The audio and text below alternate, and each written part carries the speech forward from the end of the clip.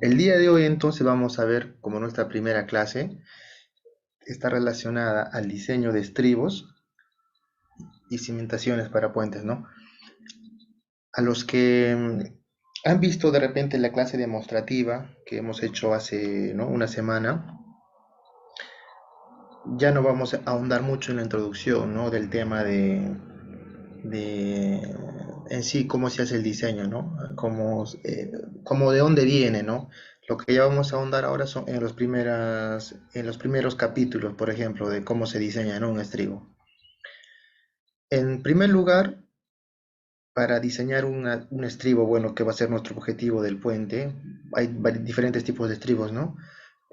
Lo que nosotros debemos conocer en principio es el comportamiento principal, digamos, al que está sometido un estribo. En general, adicional a todas las cargas que están sometidas los estribos, que son muchas, lo que nosotros tenemos en este tipo de estructura es principalmente es el sistema de contención lateral que va a tener, ¿no? Que va a venir provenientemente de la vía, ¿no? De la vía, de la carretera, del acceso que tengamos al puente, ¿no? Tenemos, digamos, nuestro acceso anterior al puente y en la zona del puente, digamos, tenemos todo, digamos, un elemento que contiene todo ese material, ¿no? A veces puede ser hasta elementos muy elevados, ¿no? Casi siempre, ¿no? Normalmente, digamos, si es un puente de un río, tenemos alturas considerables, ¿no? Si es un puente, digamos, de un intercambio vial, mínimo tenemos unos 5 o 6 metros, ¿no?, de altura libre, ¿no? Es adicional, se tiene que considerar, digamos, la altura de profundidad donde cimentamos, la parte superior, etcétera, ¿no? Entonces, esas cosas. Entonces, lo que vamos a hacer en el curso es separar en dos hasta tres partes, diría yo, ¿no? Dos partes bien específicas, ¿no? La primera es donde nosotros vamos a aprender a diseñar un muro de contención en esta primera parte. O sea, tenemos que nosotros aprender todos los conceptos inmersos para diseñar un muro de contención, que es la parte más sencilla, que también se aplica, por ejemplo, a puentes. Y en segundo lugar, esos mismos conceptos los vamos a llevar al diseño del estribo, ¿no? Que es prácticamente un muro de contención, pero con cargas adicionales, ¿no? Y más acciones, ¿no? Y por ende, simplemente, digamos, la manera de calcular va a ser un poco más laboriosa, pero el concepto va a ser el mismo. Entonces, nosotros en esta primera parte, vamos a captar la idea de cómo se hace el diseño. En general, por ejemplo, para muros de contención, pueden ser de cualquier tipo, ¿no? En realidad, de gravedad, muro de contención en voladizo, etcétera, no interesa. Lo que nosotros debemos aprender ahora es el concepto de lo que está inmerso, ¿no?, dentro de esto, de la contención o de las cargas de laterales, ¿no?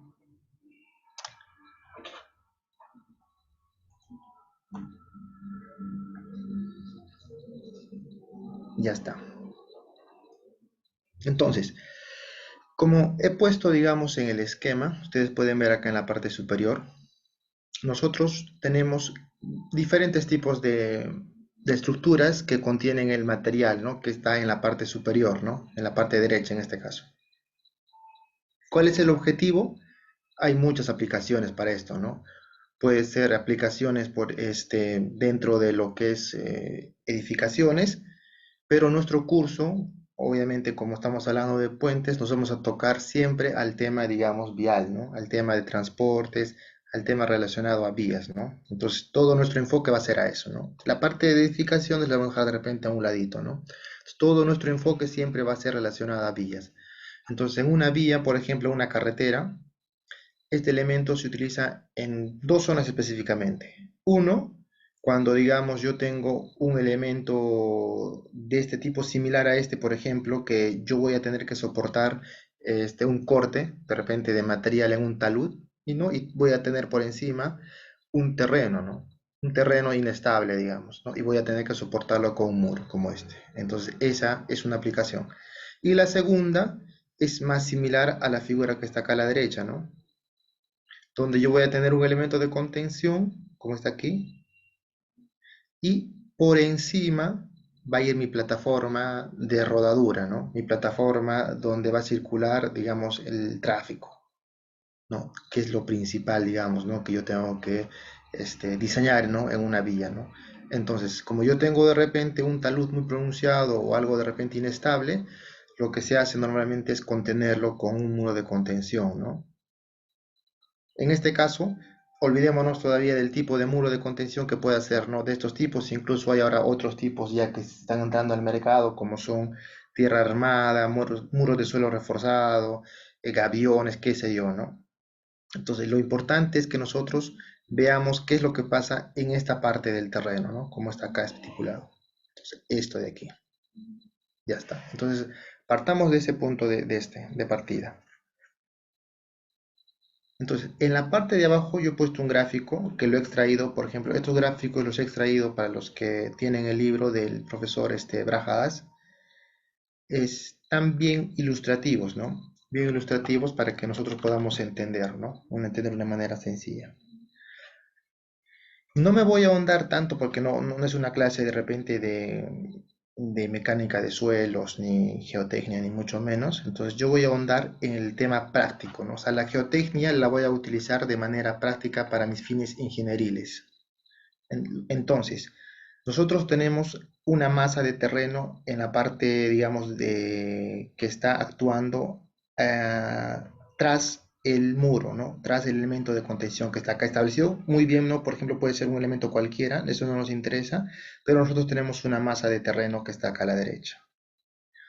Entonces, ¿qué nos indica la teoría, ¿no? Nos dice que la acción de un empuje se va a desarrollar siempre y cuando nosotros tengamos una pequeña deformación en la parte superior de la corona, o sea, de nuestra parte superior de nuestro elemento de contención, que en este caso la he llamado como un delta de X, ¿no? Entonces, cuando eso se produzca en nuestro elemento, o sea, en nuestro muro de contención, lo que está ocurriendo en la zona, digamos, adyacente, digamos, en esta parte donde está el relleno, es un empuje activo. Eso se conoce como empuje activo. ¿Qué es lo convencional? Lo que ocurre, digamos, en un muro de contención, ¿no? Normal, en condiciones normales. Entonces, en ese sentido, lo que actúa en la parte del relleno se conoce como un empuje activo, ¿no? También existe otro empuje pasivo, ¿no? Que lo podemos ver más adelante, ¿no? Cómo lo utilizamos, ¿no?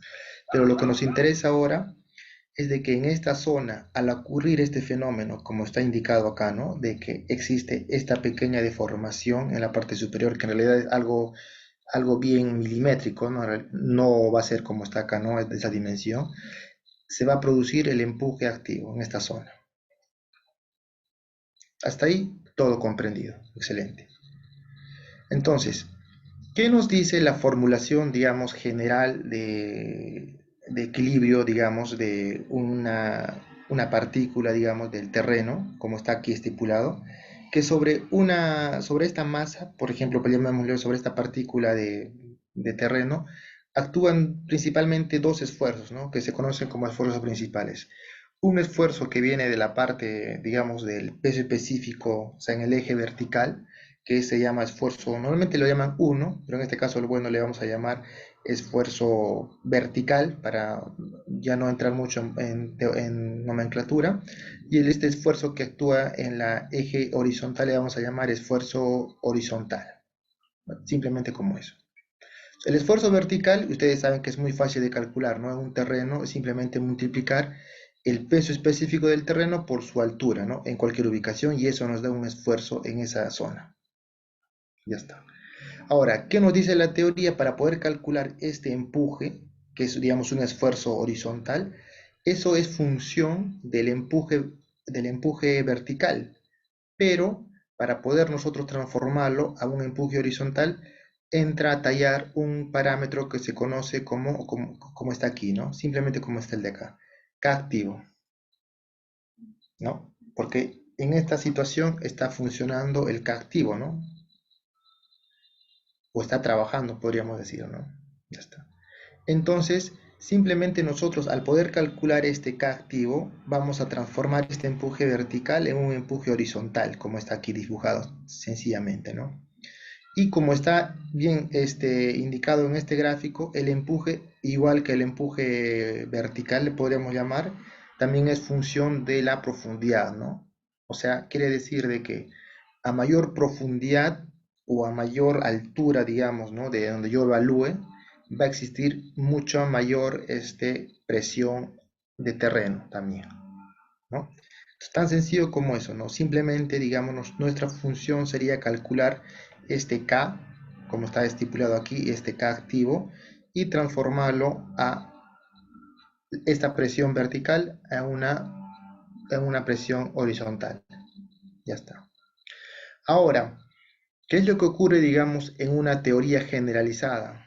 O sea, este es un elemento, o sea, principalmente este factor, como ustedes pueden ver, este gráfico de aquí, proviene de la formulación de que nuestro suelo es un suelo, digamos, completo, ¿no? O sea, ¿qué quiero decir un suelo completo? Un suelo completo va a tener dos componentes, ¿no? Una componente que va a albergar, por ejemplo, la parte granular de mi terreno y otro componente que va a albergar la parte cohesiva de mi terreno. O sea, un terreno en general podría tener esas dos componentes, ¿no? Una parte que sea granular y una parte que sea cohesiva, ¿no? Entonces, ese puede ser una combinación de un suelo, ¿no? Si ustedes hacen la granulometría de cualquier suelo en general, podrían de repente tener propiedades de cohesión, ¿no? Que normalmente tienen solamente los suelos que tienen partículas muy diminutas, ¿no? Como limos o arcillas, ¿no? Entonces, esos elementos sí tienen cohesión. Entonces, ¿qué quiere decir este gráfico? Que a este esfuerzo que lo produce principalmente mi terreno granular, le tendríamos que restar, o quiere decir, eh, una componente de esfuerzo que va a venir de la cohesión, ¿no? De la cohesión del elemento, como está aquí indicado, ¿no? El gráfico es bien claro, ¿no? O sea, le restamos. Aquí, o sea, en conclusión, quiere decir de que toda la presión que el material pudiera, digamos, generar por su componente granular va a ser, digamos, aminorada, ¿no? En un término por esta cohesión, como está acá. Y la conclusión sería de que el empuje total que va a llegar aquí abajo ya no va a ser, digamos, el total de mi material granular, sino va a ser algo disminuido, ¿no? Como está aquí.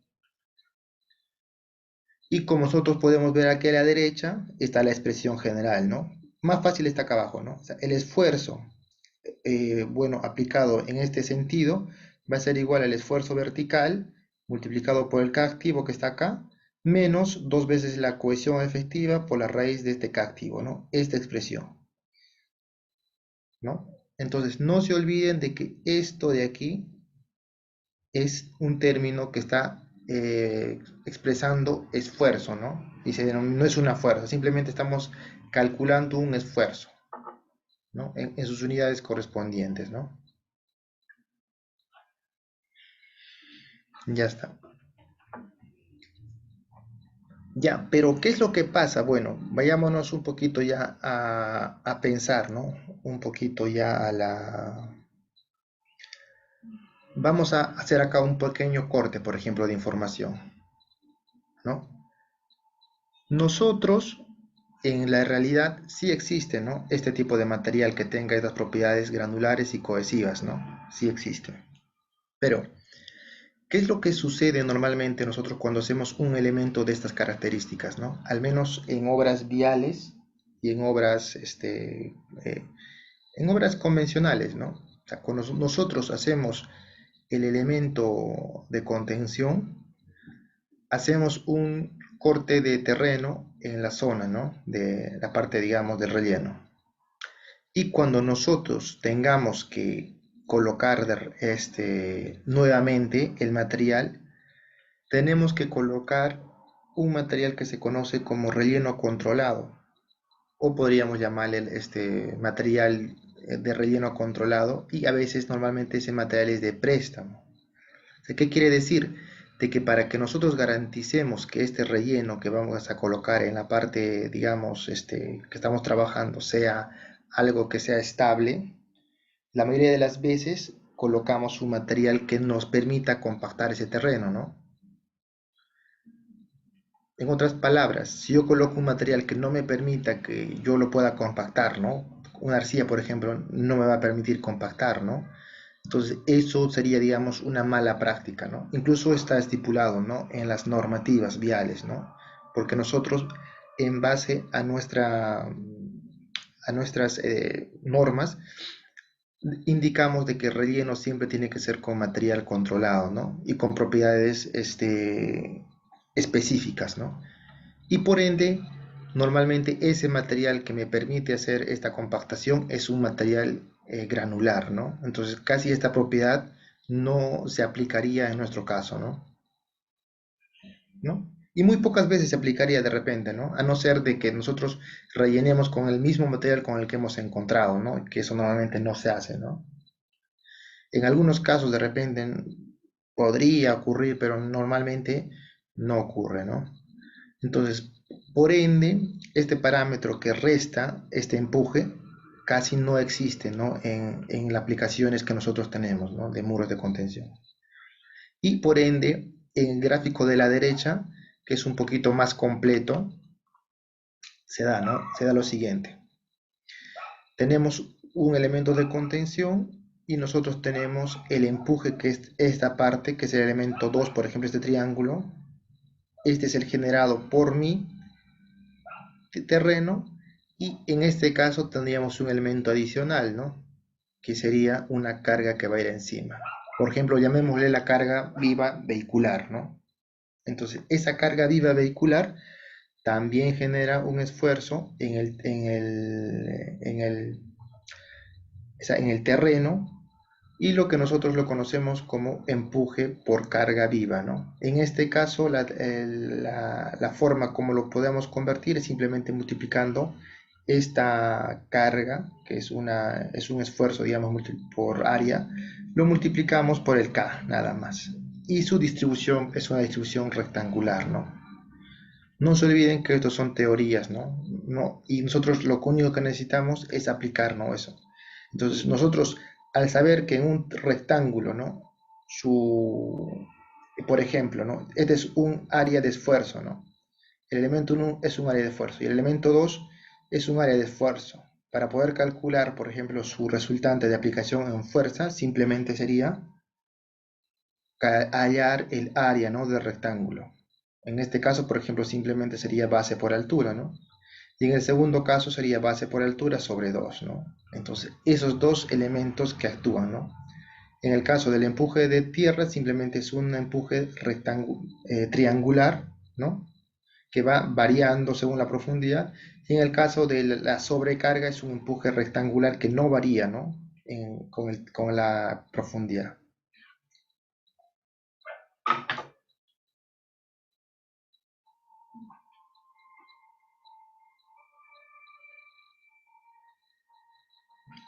A ver si tienen algunas preguntas, lo pueden dejar en el chat. Bueno, creo que no hay nada. Entonces continuaremos, ¿no? Ya está. Ya. Entonces, en general, en los libros que ustedes puedan encontrar existen formulaciones, ¿no? Vamos a aplicar nosotros las dos principales que, digamos, se conocen actualmente para poder determinar cuál es esa fuerza que actúa en el elemento de contención, ¿no? Entonces, la principal, o digamos, podríamos llamarle una teoría, digamos, más, una de las teorías se conoce como la teoría de Rankine, ¿no? Como su nombre lo dice, ¿no? Rankine. Principalmente se ha aplicado esta teoría cuando existen elementos de estas características, ¿no? Como vemos acá a la izquierda. Un terreno que tenga un elemento vertical de contención y la parte superior sea, digamos, horizontal, ¿no?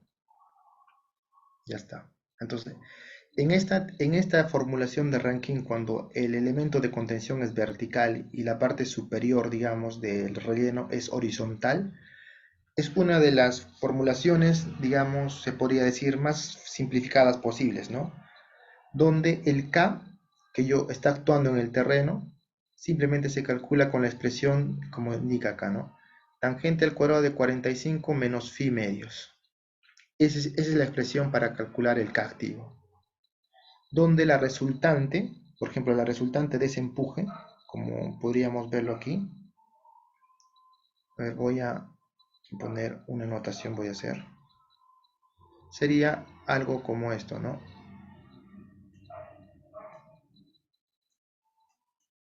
Y está ubicada a 1/3 de la altura.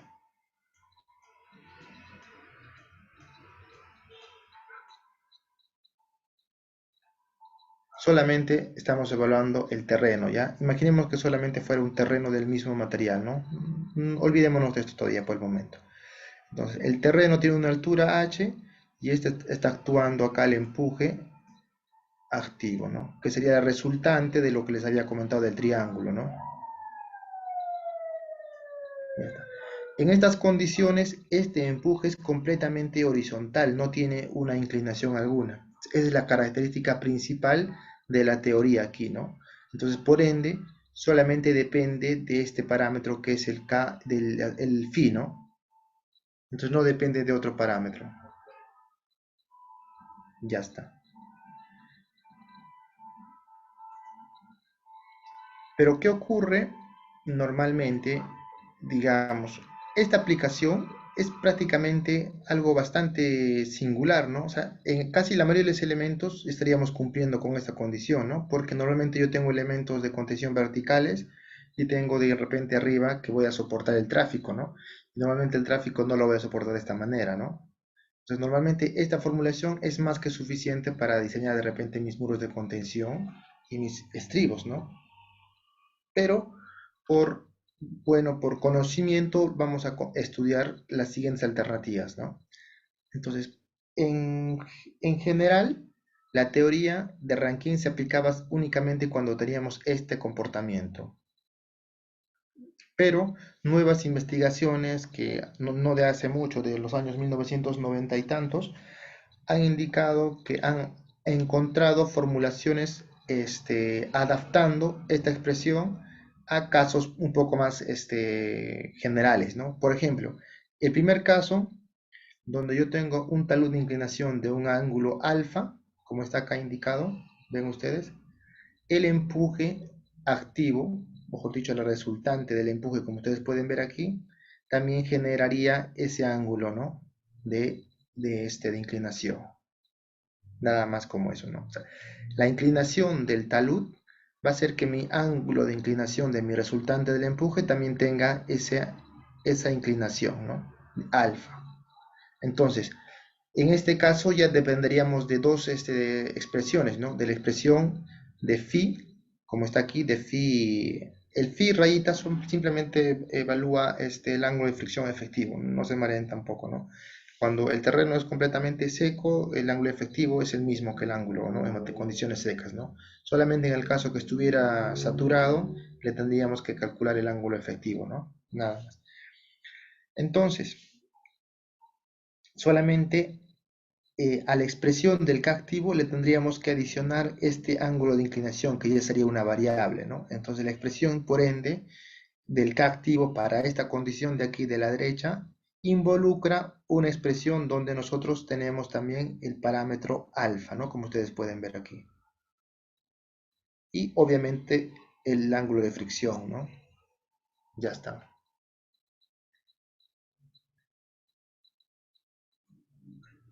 ¿No? Entonces, como podemos ver, el K activo para esta condición está en función del parámetro alfa y del parámetro de la fricción. Entonces podríamos tener una expresión para el caso, por ejemplo, que yo quiera soportar un talud de repente, ¿no? Por un elemento, ¿no? Y con esta condición ya abarcaría de repente la otra condición que tengo, ¿no? De caso de taludes. Pero los formuladores, o bueno, los investigadores fueron un poquito más allá, ¿no? Entonces quisieron determinar una expresión completamente general, ¿no? Como la que vemos acá a la derecha, ¿no? Una expresión general en donde tenga las siguientes variables, ¿no? Uno, tenga el ángulo obviamente el ángulo de fricción del terreno.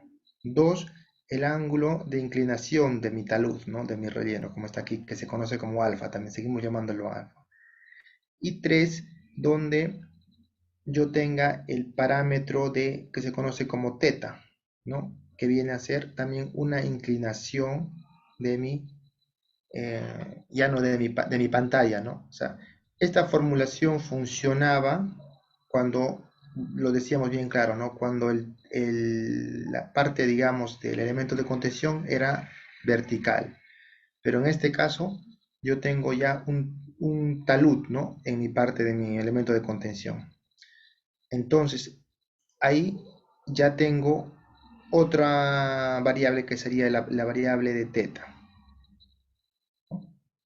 Ya está. Entonces aquí ya se altera otra vez lo que yo tengo que obtener, que es mi parámetro. En el libro lo conocemos como PA, ¿ya? Eso simboliza el empuje, ¿ya? Es el índice de PA. Entonces el PA, que sería el empuje que estoy queriendo calcular, que va a actuar sobre mi terreno, que en este caso ya es una fuerza resultante, ¿no? De esta área de esfuerzos que lo habíamos visto inicialmente, va a ser alterado en un ángulo de inclinación que lo conocen como beta, ¿no? Como está acá indicado.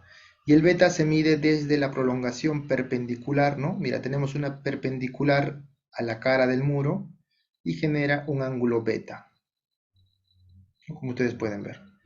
Pero para calcular el beta, lo que se hizo fueron otra vez más estudios de investigación y lo que se genera es esta expresión de aquí, ¿no? Donde el beta lo podemos calcular con esta expresión, ¿no? Donde está inmerso, por ejemplo, el ángulo de fricción del terreno y otro parámetro que lo conocemos como parámetros, esta variable, no me acuerdo el nombre, que es sí, me parece, bueno, que parece un, ¿no? Como especie de un trinche.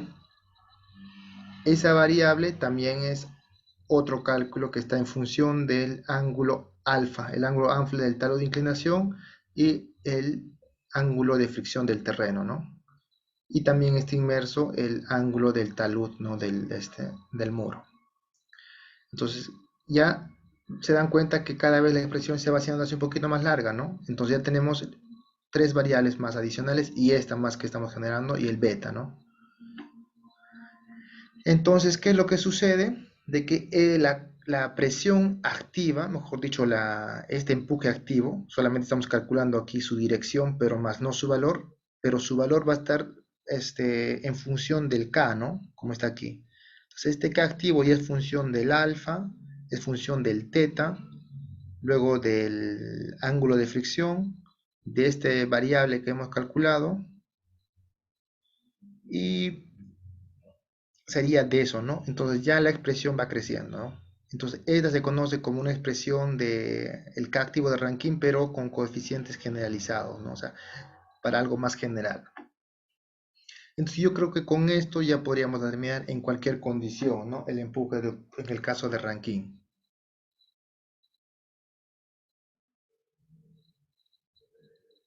Buenas noches, ingeniero, ¿cómo está? Sí, ¿cómo está ahí? Quería consultarle en lo que es el último gráfico, donde ha puesto el muro contención, hay un valor de n. Ah, Ese sí, n, sí. ese n, ¿qué indica? Es el ángulo de fricción, me parece que comentó. No. Mire, si usted puede ver, digamos, para poder determinar, digamos, esta formulación, normalmente, digamos, eh, esta formulación viene del análisis de una cuña que se conoce, ¿no? O sea, cuando nosotros hacemos un gráfico de este tipo, para poder determinar los valores, hacemos con una especie de cuña que es una cuña de falla, ¿no? Una cuña de falla, que precisamente ven ustedes que saca la línea que dice, ¿no? Ah, es la línea de falla. Entonces, este valor de n es, digamos, el ángulo que generaría, digamos, la horizontal con la línea de falla, ¿no? Y con eso determinamos este peso de la cuña con el cual se determina, ¿no? Lo demás, ¿no? Esas formulaciones siempre, digamos, se hacen en base a esta cuña de material de terreno, ¿no? No está relacionado específicamente con algún parámetro de estos, pero es como que nos da una idea, digamos, de la manera, ¿no? Que está actuando, ¿no? Qué fuerza está actuando en esta parte del muro de contención, ¿no? Sí, hay una formulación, está, no me acuerdo, está en el libro, pero es otra formulación para calcular el n, ¿no? No es lo que estamos viendo ahorita. Entonces, para resumir, con con la teoría de Rankine para empuje de terrenos, podríamos también abarcar la mayor cantidad de casos, ¿no? Empezando por el caso más sencillo, como es este, ¿no? Muro vertical y terreno horizontal, donde el empuje nos sale horizontal también, ¿no? Esa es una de las formulaciones más sencillas, ¿no? Ya, continuando, vamos a hacer la formulación de Coulomb, ¿no? Entonces, aquí ya nosotros tenemos que cambiar un poquito la mentalidad porque la formulación de Rankine tiene unos parámetros y la formulación de Coulomb es otros parámetros. O sea, tenemos de que ver de que cada uno se ha basado en algunas condiciones, ¿no? Hipótesis que tiene, ¿no? O sea, todo esto lo que estamos viendo nosotros ahorita son hipótesis, no es la realidad. No, no es que el terreno, digamos, alguien lo ha ido a medir y alguien lo ha... No se puede en realidad, no solamente son formulaciones que se han complementado con experimentación y bueno, ¿no? Y es nada más que hipótesis que se han llegado a comprobar de repente en alguna manera, ¿no? Pero asumen bastantes cosas, ¿no? En este caso, como ustedes pueden ver, es el parámetro de la presión activa para un muro de Coulomb ya es general, ¿no? Ya tiene, es similar a la de Rankine generalizada, pero abarca las tres cosas, ¿no? La inclinación del talud, abarca la inclinación del muro y el terreno, ¿no? Como está acá con su ángulo. ¿Qué pasa aquí? En la zona, por ejemplo, este es el punto donde actúa el empuje activo, pero para poderlo calcular de una manera correcta, lo que hace el libro es calcular su reacción, ¿no? Su reacción, pero en el muro. Entonces la reacción en el muro ya depende de una inclinación justamente desde la perpendicular del muro y se genera como un coeficiente que se, mejor dicho, con un valor que se conoce como delta, ¿no? Este es el delta, ¿sí?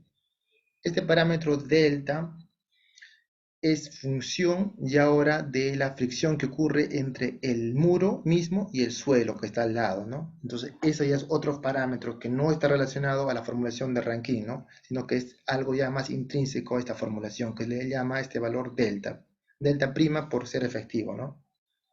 Entonces, este parámetro delta también, digamos, se puede investigar, ya ustedes pueden ver, incluso leer, leer un poquito de bibliografía y es algo más, más estudiado ya, ¿no? Por ejemplo, en elementos de concreto que están en contacto con terreno, tiene un valor. En elementos de, si esto fuera de repente otro material, qué sé yo, madera, y esto fuera otro material, también tiene otros valores, ¿no? Entonces, este valor ya depende del material y el terreno que está haciendo el empuje, ¿no?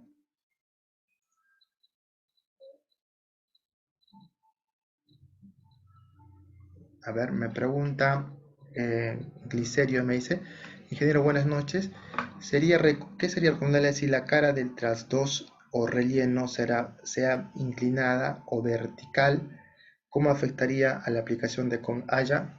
En un momento voy a pasar a la explicación que me estás comentando y te voy a responder, ¿no? Para que podamos también es algo bien interesante lo que me dices, ¿no? Pero lo voy a responder con un pequeño ejemplo.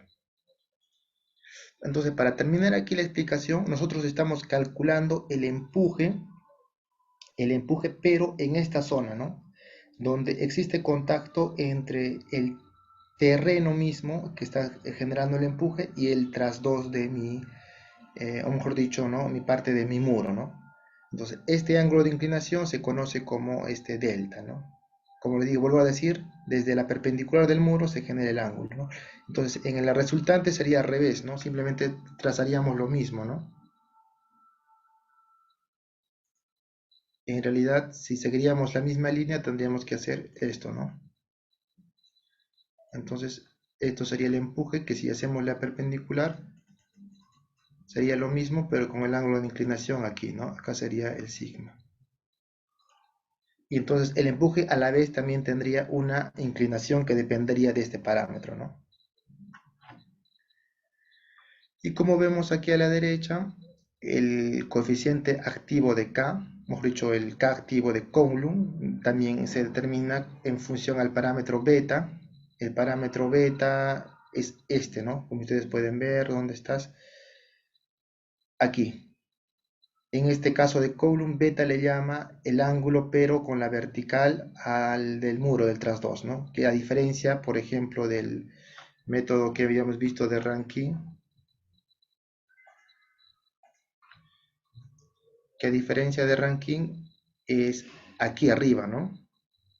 En este caso, el beta está aquí, ¿no? Entonces, por eso cuando uno hace, por ejemplo, una hoja de cálculo, una formulación, tiene que percatarse de qué variables está inmerso en ¿no? Nuestra formulación, ¿no? Entonces, ese beta es este de aquí, no es el beta que hemos calculado en Rankine. Entonces, el ángulo de fricción interna del muro, mejor dicho, el ángulo de fricción del terreno, también se puede calcular, se conoce. Luego, este ángulo delta, también el de acá, como les había indicado, es función muchas veces de este ángulo, ¿no? A veces le llaman en las formulaciones, dicen, ¿no? Que es 4 tercios o dicen que es 3 cuartos, algo así, ¿no? Entonces hay formulaciones incluso dependiendo de los materiales. Luego el ángulo alfa también, ¿no? Como les había comentado, que es el talud, está inmerso aquí, ¿no? Entonces tenemos cuántas variables, una, dos, tres y cuatro variables, ¿no? Normalmente son cuatro variables las que hay en la formulación de Coulomb, ¿no? Que es más general, ¿no? Ya está. Y una vez, tanto para Rankine, como ustedes pueden ver, a ver,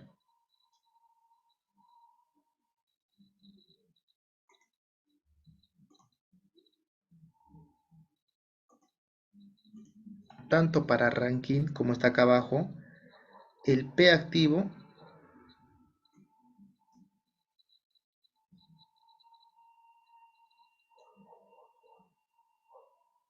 el P activo, o sea, en términos de fuerza, simplemente sería el área del triángulo, ¿no? Esta es una expresión que simboliza el área del triángulo, ¿no? El área del triángulo vendría a ser base por altura, ¿no? O sea, base por altura.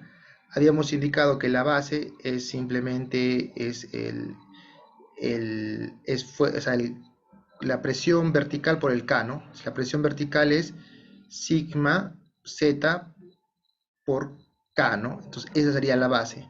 Pero si lo multiplicamos por altura sería sigma z K activo, en este caso el Z sería H, y por H otra vez, ¿no? Y esto por un medio porque es el área de un triángulo, ¿no? Entonces la conclusión sería de que el P simplemente es un medio del gamma H cuadrado por el K activo, ¿no? Entonces el gamma lo conozco porque es el terreno, mejor dicho el relleno, el H también es conocido, entonces lo único que yo tendría que calcular para determinar mi empuje sería mi K activo, ¿no? Que está acá, que esa es digamos, en principio, lo que necesito para obtener mi empuje de mi terreno. Igual, ¿no? Si yo tuviera la formulación de Coulomb, de la misma manera, también tendría que obtener mi K activo, ¿no?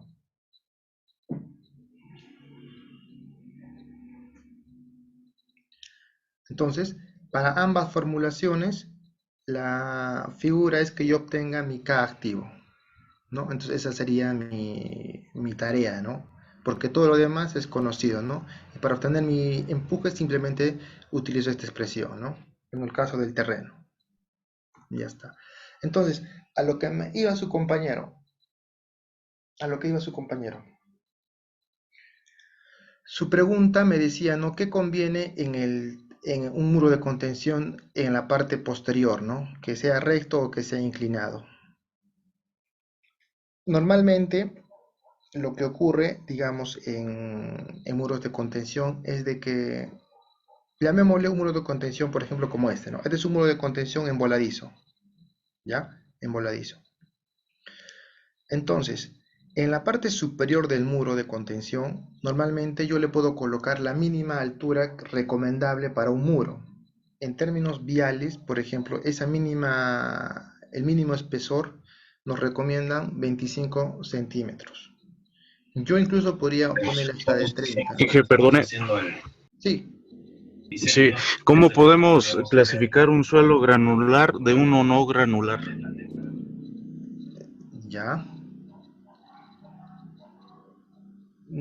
Mira, mira.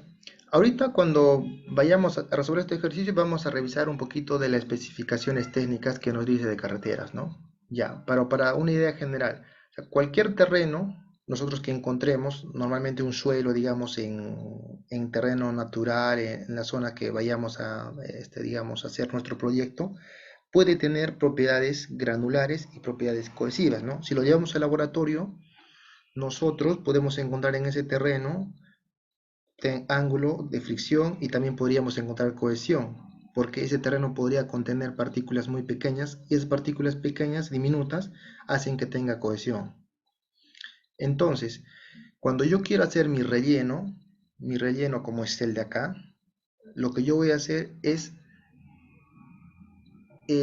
hacer, digamos, que esas partículas diminutas sean lo mínimo posible y lo mínimo que me establezca la especificación para que yo pueda tener un relleno, digamos, de calidad, ¿no? Que pueda ser compactable. Entonces, ese relleno no tiene propiedades de cohesión en general, ¿no? En realidad tendría, pero sería muy mínimo, ¿no? Es muy mínimo. Entonces, normalmente esos materiales son combinaciones de suelos que son de mayores tamaños, ¿no? Estamos hablando de suelos gravosos, o sea, grava en realidad pequeña y con arena, ¿no?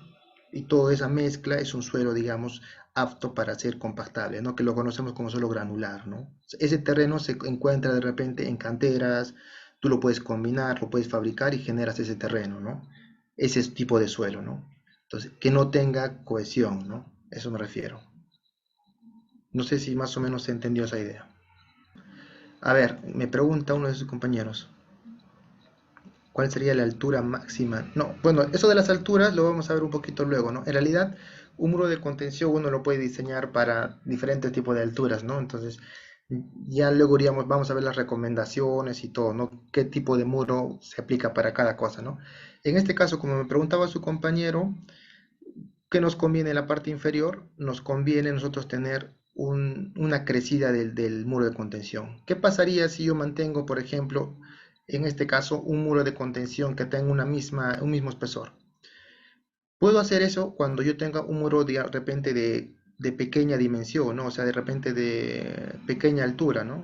Estamos hablando de 2 metros, 2,50 de repente, ¿no? Hasta 3, qué sé yo. Ahí podría mantener de repente una proporción de mi muro rectangular, ¿no?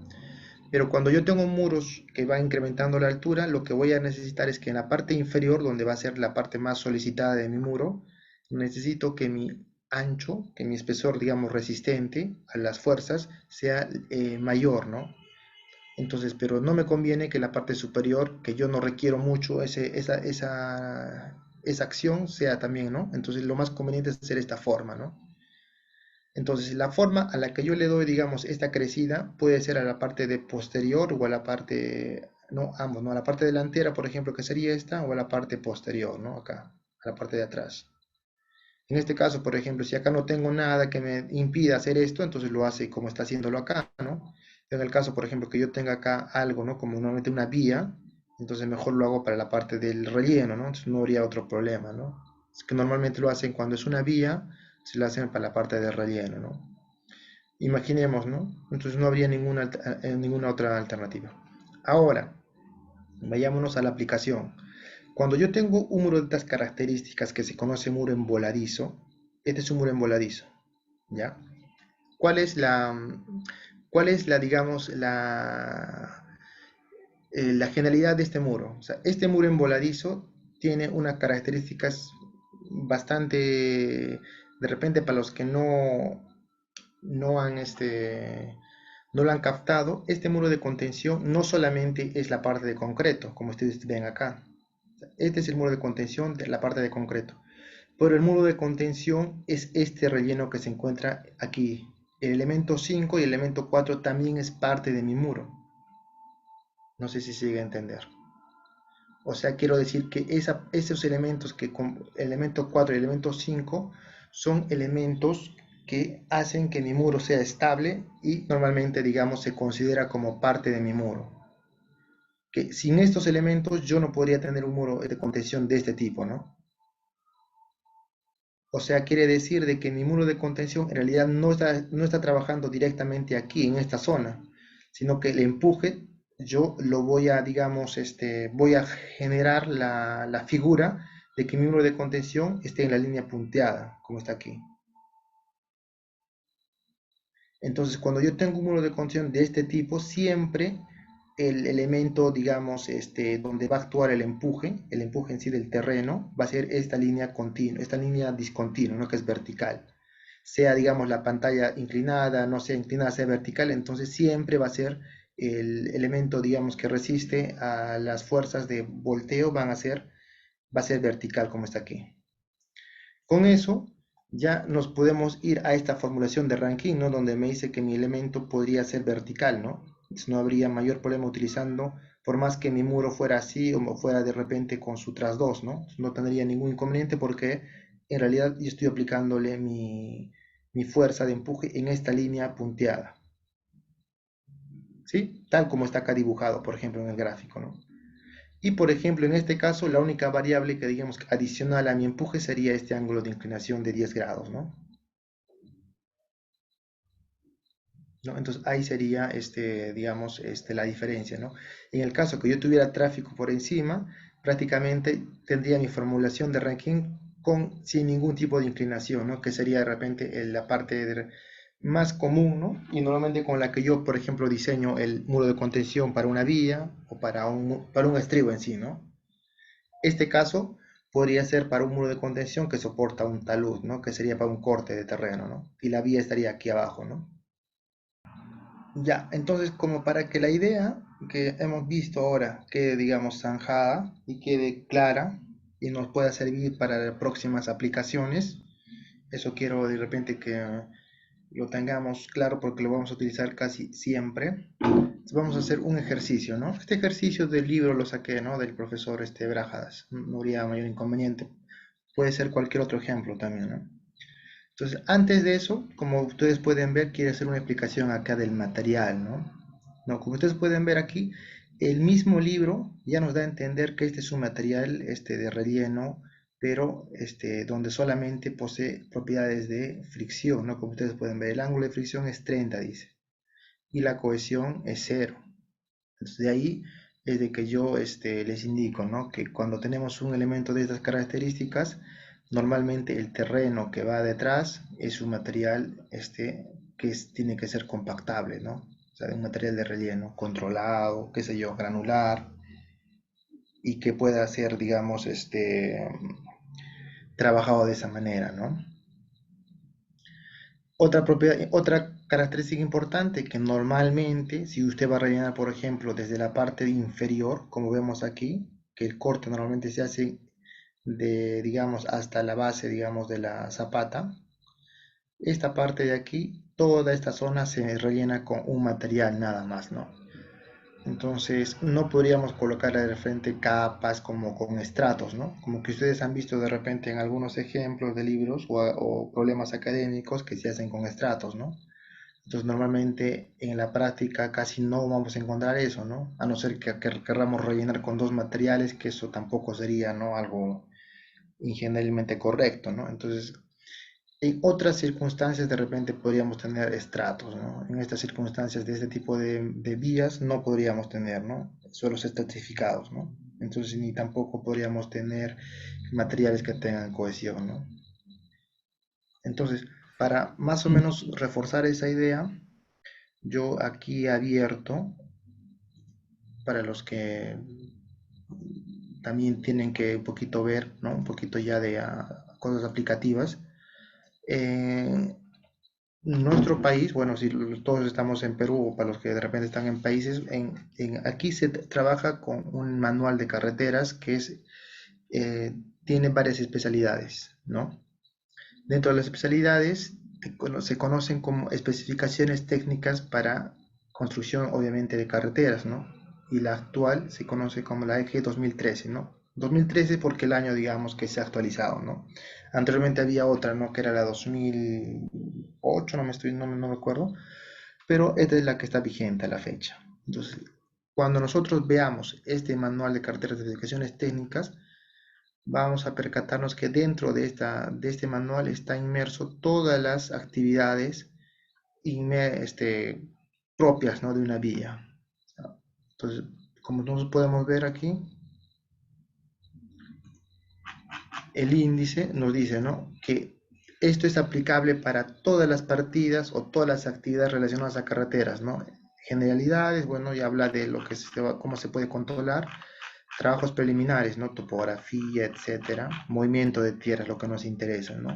Para la excavación, explanaciones, terraplenes. Aquí, ¿no? Según una vía existen terraplenes que prácticamente son los rellenos que nosotros estamos viendo, ¿no? Pero si seguimos avanzando, hay afirmados, bueno, capas ya, ¿no? De su base en sí, y pavimento, ¿no? Netamente. Entonces, pavimento rígido, obviamente para algo de concreto, y bueno, obras complementarias como son drenajes y obras complementarias, ¿no? Mampostería, aviones, qué sé yo. Entonces, todas estas actividades propias de una vía son, para los que han hecho alguna vez estudios definitivos, tienen que ser completamente llevadas al expediente técnico, ¿no? Tal como están aquí. Entonces, no habría mucho que hacer, ¿no? O sea, simplemente cuando nosotros tengamos una obra de una vía, es tomar estas especificaciones y llevarlas a nuestro expediente, ¿no? Y obviamente las que apliquen, ¿no? Las que tenga de repente en ese expediente, ¿no? No voy a tener todas de repente, pero las que apliquen tendría que llevarlas al expediente tal como están aquí, ¿no? Para que cumpla todo lo estipulado para una carretera, ¿no? Muchas veces, a veces algunos consultores no desconocen, ¿no?, este tipo de especificaciones y no aplican de manera correcta, ¿no? Por ejemplo, en el capítulo 5, donde nos dice drenajes, donde un poquito habla de repente de estructuras, ¿no?, que como, no es tanto de repente como un puente, pero algo cercano. Entonces está la partida de relleno de estructuras, ¿no? Si nosotros nos acercamos al relleno de estructuras, dice, habla de los materiales, ¿no? El material, se utilizarán los mismos materiales que los empleados para terraplenes, según establece la subsección 205.2, ¿no? Esta subsección de terraplenes es el material que nosotros debemos utilizar para lo que es el relleno, ¿no? Entonces, con lo que les decía, ¿no? La sección 205, que son terraplenes, entonces esta es el tipo de material que nos recomienda para que nosotros utilicemos el relleno, ¿no? Como dice acá, este trabajo consiste en escarificar, nivelar, compactar terrenos para conformar, digamos, base, cuerpo de corona, etcétera, ¿no? O sea, por capas de relleno, ¿no? Entonces, esto es lo que se hace normalmente, ¿no?, en un muro de contención, en un estribo, ¿no? Nosotros rellenamos por capas y llegamos a un nivel, ¿no? Específicamente te habla de este material, no existe una base, un cuerpo y una corona, ¿no? Esa es en realidad, ¿no? La corona es la parte superior y encima de la misma va la subbase y la base, ¿no? Para nuestro pavimento, ¿no? Eso es lo que hacemos normalmente en el estribo y en un muro de contención. Y ustedes pueden ver, ver un poquito de los materiales, se van a dar cuenta que habla, ¿no?, ya de requisitos específicos, ¿no? Por ejemplo, en este caso nos dice que los tamaños máximos, por ejemplo, para el base, para el cuerpo y la corona son tales, ¿no? Por ejemplo, en la corona no podríamos tener elementos de mayores a 7.5, ¿no? O 3 pulgadas, ¿no? Y nos dice que el tipo de material es este A1A, puede ser el A1B, el A2-4, y estos son granulometrías establecidas, ¿ya? ¿No? Para los que ya han visto materiales, simplemente es una granulometría, ¿no? Donde la mayor cantidad de mi terreno que yo tengo acá no contempla suelos con elementos finos, ¿no? Que van a tener cohesión.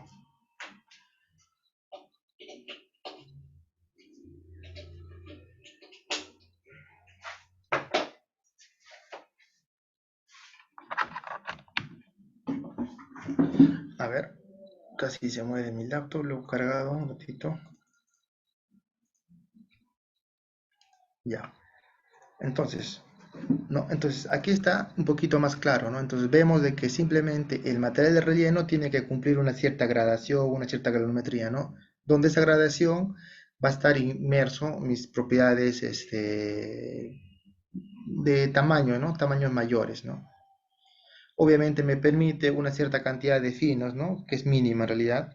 No me acuerdo el número, menos del 5%, algo así creo es, pero es eso en realidad, ¿no? Y acá habla un poco de la manera como se ejecuta, sí es una especificación para el diseño de la partida, ¿no? de la correcta ejecución de los trabajos, ¿no? Acá está un poquito de las gradaciones, ¿no?, que se hacen, la granulometría, la manera como se compacta y bueno, lo demás. Ya.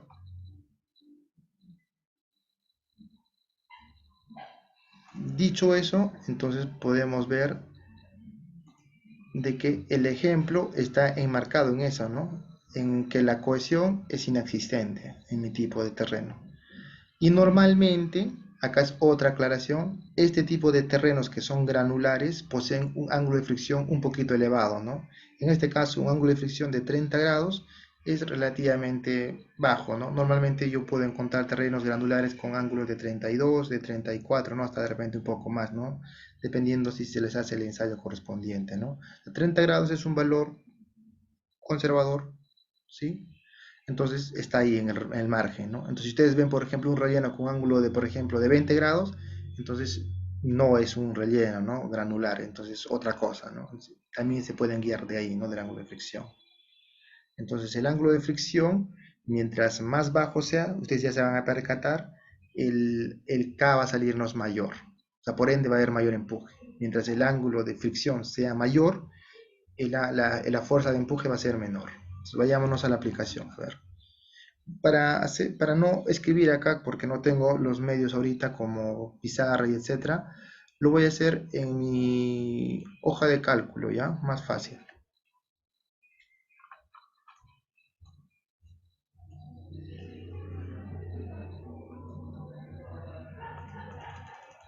Voy a tener aquí mi ejercicio, y yo voy a tener aquí mi hoja de cálculo. Bueno, en realidad yo ya trabajé anteriormente una hoja de cálculo que está completa para diseñar muros de contención, pero lo que yo quiero hacer ahorita simplemente es eh, calcular el empuje, ¿no? Como no me indica el ejercicio, yo quiero calcular el empuje en base a este ejemplo de aquí, ¿no? Yo tengo este muro con esta altura y voy a calcular el empuje.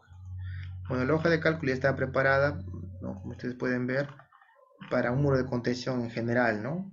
Tipo voladizo también, ¿no? Pero con la aclaración de que mi parte superior era como lista para recibir el tráfico, ¿no? No tiene talud, ¿no? Entonces yo voy a hacerlo ahora con talud, entonces ya lo voy a modificar. Entonces pueden ver, utilicé la formulación, ¿no?, de Rankine, ¿no?, lo más sencillo. Pero si vemos más adelante, es simplemente el muro en sí, ¿no? Incluso se puede hacer gráficos de empujes, de momentos, de fuerzas. Podemos graficar el muro. Podemos calcular, bueno, luego vemos en las siguientes clases, ¿no?, las verificaciones de seguridad que se hacen, de presiones de terreno, luego la parte sísmica. Incluso podríamos hacer temas que está bien resumido, pero ya vamos a hacer el diseño, ¿no?, de la armadura un poquito más así detallado, ¿no? Pero esto es como una hoja ya más aplicativa, ¿no?, donde resume ya todo lo que es hasta el cálculo de los aceros, ¿no? Pero lo que me interesa a mí ahora es calcular el empuje, ¿no?, como está aquí. Entonces la primera parte, siempre como está en la primera parte de la hoja, es calcular la fuerza con la que yo estoy trabajando.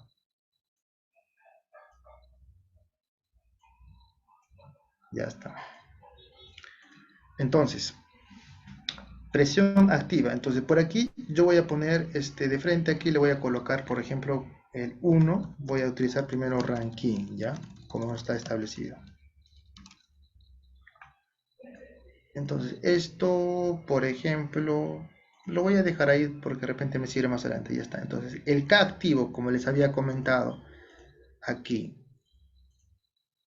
el K activo cuando mi suelo en la parte superior es vertical, simplemente es tangente al cuadrado de 45 menos el phi medios, ¿no? Entonces aquí está. Entonces mi variable sería el phi, ¿no? Aquí está. El phi. En este caso mi phi era 30 grados, ¿no? Ya está. Entonces, si ustedes pueden ver, si mi terreno de este material fuera vertical, o mucho horizontal en la parte superior, mi K valdría 0.33, ¿no? Ustedes se dan cuenta, vale un tercio prácticamente, ¿no?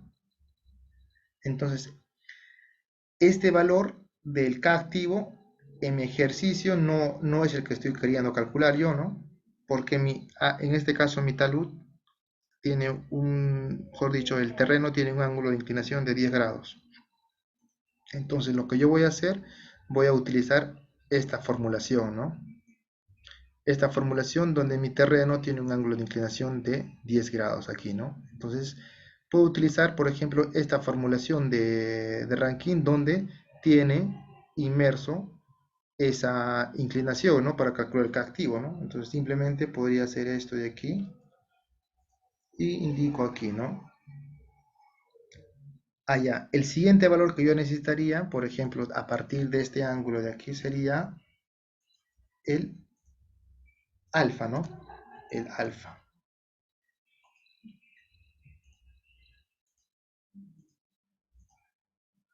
Entonces, el alfa en este caso sería 10 grados, ¿no?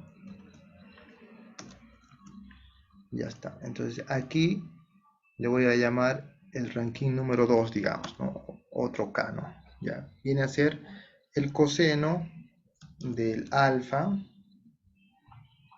de este alfa de aquí,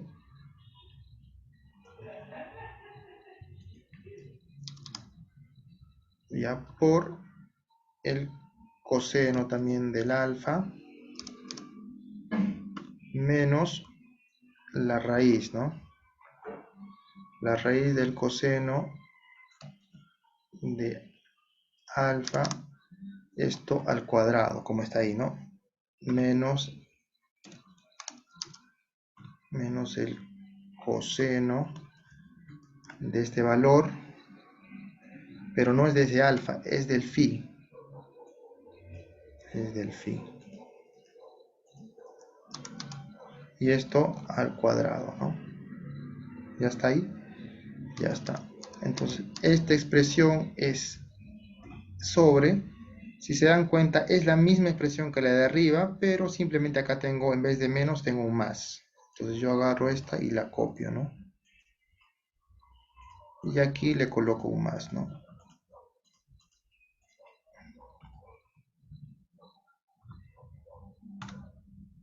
¿Ya está? Incluso podría sacar esto, ¿no? Porque ya tengo esto. Ah, no, acá está mal esto.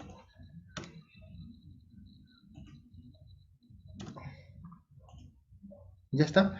Y 35, ¿no? 0.35. ¿Qué es lo que ha pasado? Ha incrementado un poquito por el ángulo de inclinación, ¿no? De 10 grados. ¿Se percataron?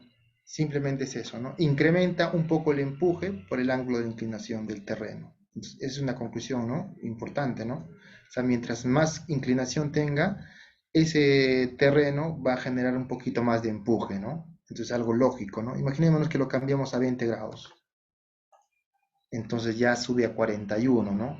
Entonces ya es algo más considerable, ¿no? Entonces quiere decirte que tendría que ser de repente un muro con otras propiedades, ¿no? Entonces, ahorita también vamos a ir a dimensionar el muro de repente, ¿ya?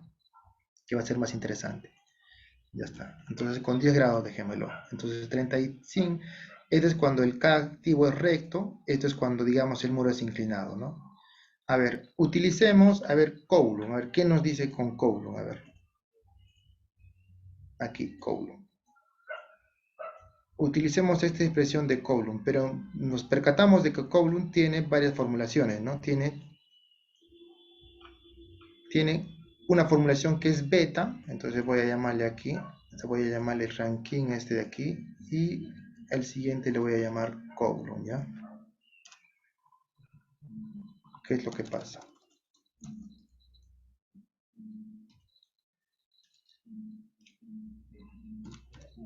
Ya está.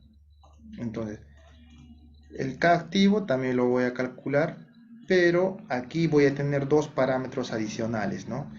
Hay un parámetro que se conoce como el beta, entonces acá lo voy a sentenciar. Y en este caso, como les había comentado, el beta es el ángulo de inclinación entre la parte horizontal y el talud de mi muro de contención. A ver, en este caso, ¿cuánto sería beta? A ver, para los que me han prestado atención. ¿Alguien tiene ahí? A ver.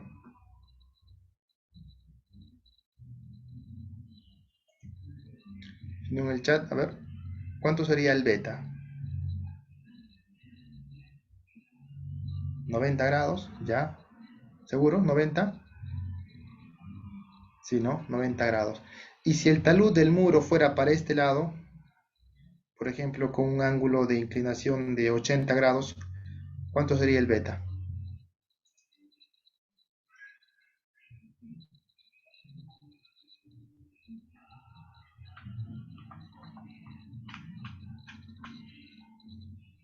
Si el talud fuera del muro fuera para este lado, así este 2 estaría a este lado del relleno, ¿cuánto sería el beta?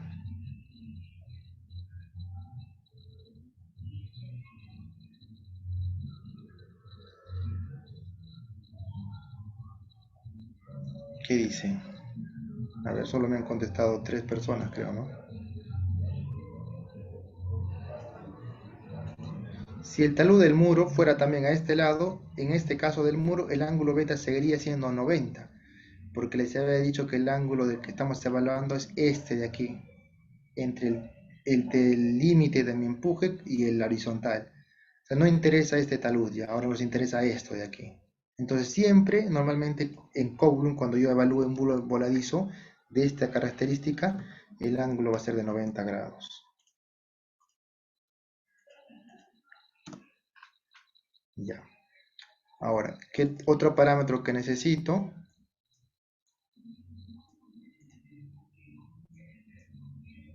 Ya tengo el beta y tengo el phi, tengo el delta y el alfa, ¿no? El alfa ya está sentenciado arriba, en este caso es el mismo, ¿no?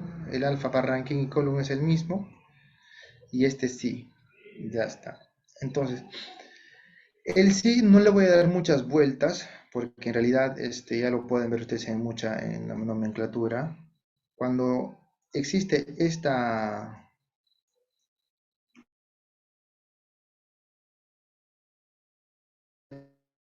terreno, ese ángulo que se conoce como con este valor de aquí,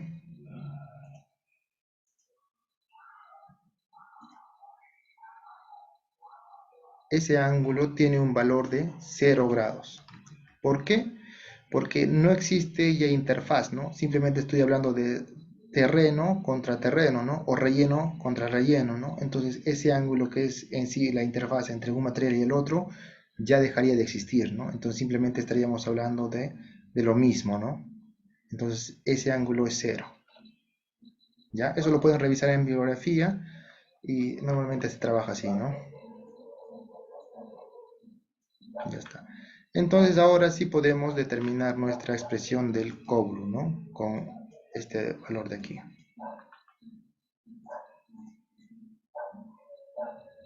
Entonces borro todo esto.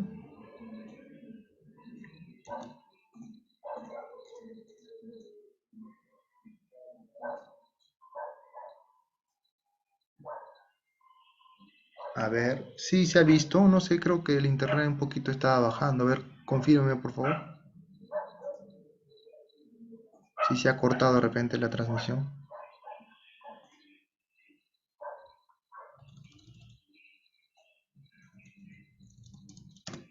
Ya.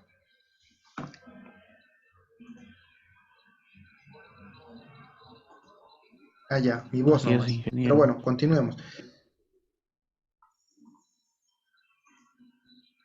Corto. Ya, listo. Ya.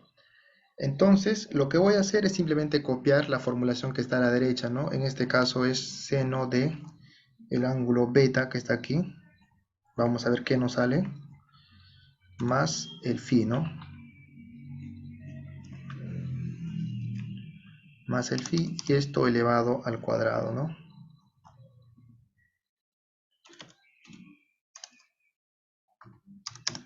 ¿Está bien? Esto dividido entre seno de beta también, que es este de aquí. Esto al cuadrado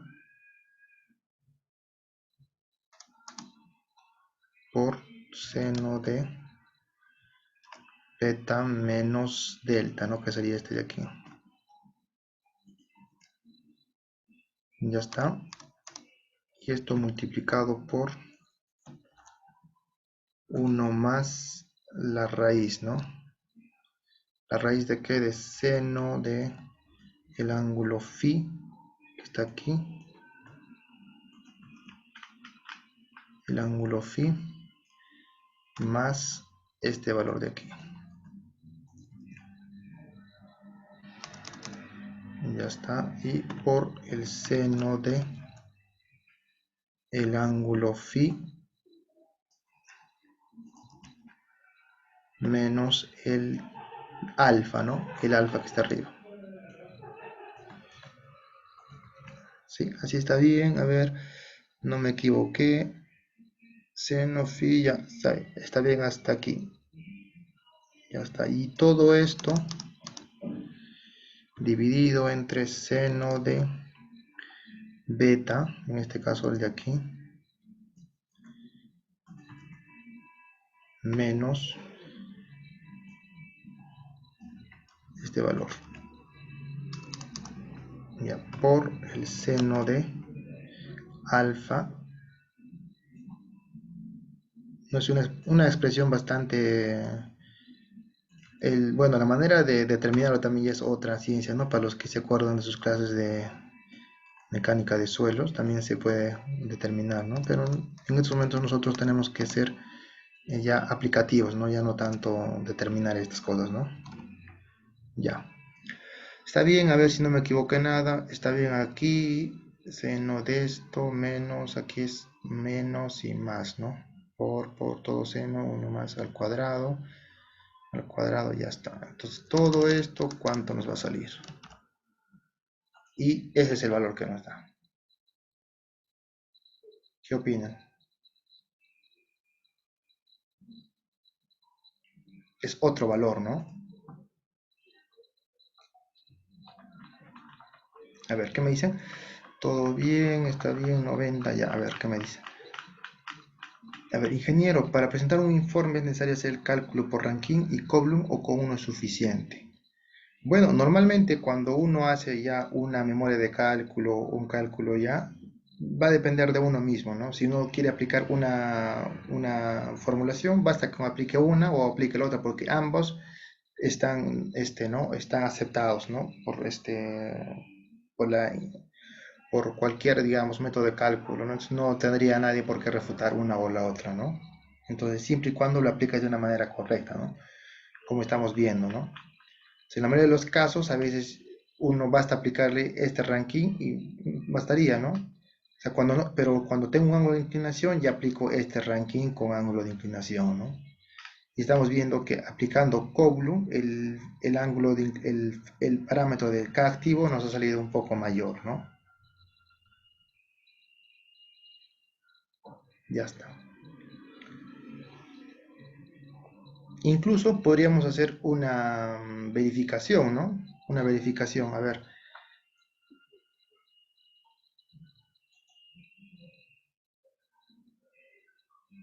Mira, ahora vamos a ver, vamos a probar, ¿no? Eso es lo importante, eso es ¿no? Lo bonito de hacer hojas de cálculo. Me preguntan qué pasa si la... Yo pienso que, ¿qué va a pasar? Todos los valores se van a convertir en 0.33, ¿no? A ver, eso yo pienso, ¿no? Ahora vamos a ver, acá el ángulo 0. ¿Qué pasa? Entonces aquí me sale 0.33 y aquí me sale 0.33, ¿no? Entonces, qué bonito, ¿no? Todo se convirtió en esta expresión que es la más sencilla, ¿no? Entonces, ¿qué quiere decir esto? Que cuando tenemos un hilo de contención con el talud, mejor dicho, la pantalla vertical y el ángulo, la parte superior horizontal, es simplemente el ranking, en otras palabras, aplicaríamos, ¿no? Ya no es necesario que apliquemos las tres teorías, en realidad es la misma, ¿no? Llegamos a lo mismo. ¿Qué les pareció? ¿No? Ambos han llegado a 0.33, ¿no? Eso es lo bonito. Entonces aquí ya tenemos la opción de jugar aquí, ¿no? Podríamos utilizar diferentes ángulos, ¿no? Ya utilizo 31, ya va cambiando, ¿no? O sea, todos van haciendo los mismos valores, ¿no?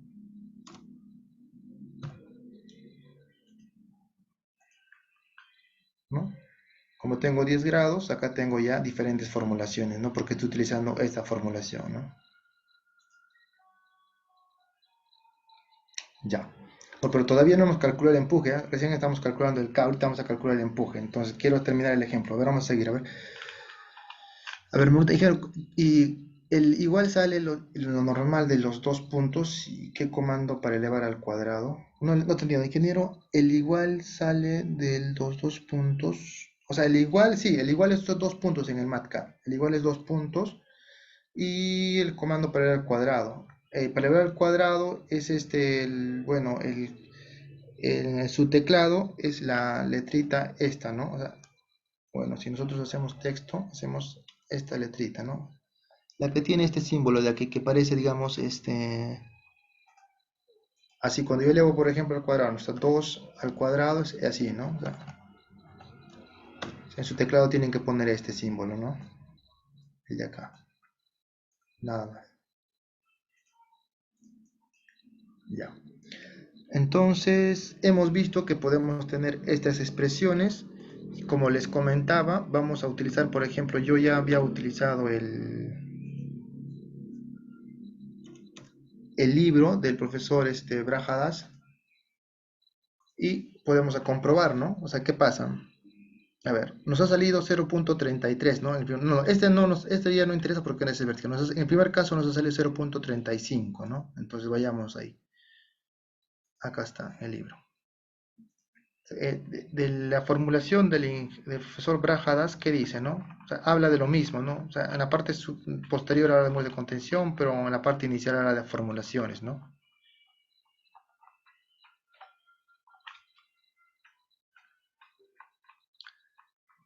Y aquí está, ¿no? Cuando nosotros hablamos de la teoría de Rankine, como está aquí, ¿no? Presión activa, pero de Rankine, tenemos la formulación que les he explicado y nosotros podemos ver de que cuando tenemos una expresión generalizada, lo que pasa, donde yo solamente quiero calcular el K activo con una inclinación del terreno, puedo hacer una tabulación, ¿no? Acá está su tabla, por ejemplo.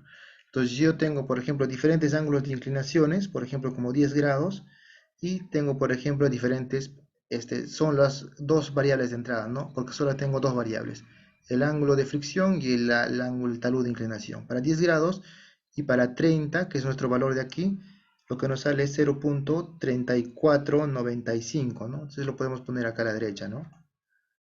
Aquí está, para 10 grados debería salirnos 0.3495, ¿no? Si yo le doy aquí más valores a mi resultado,